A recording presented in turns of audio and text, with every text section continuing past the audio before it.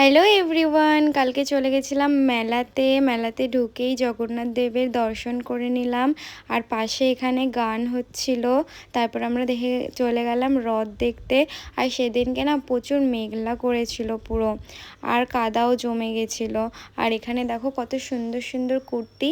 এখান থেকে আমি একটা কুর্তি নিয়েছি আমার জন্য, আর লুসির জন্য একটা ড্রেস নিয়েছি, সেদিনকেই দেখালাম।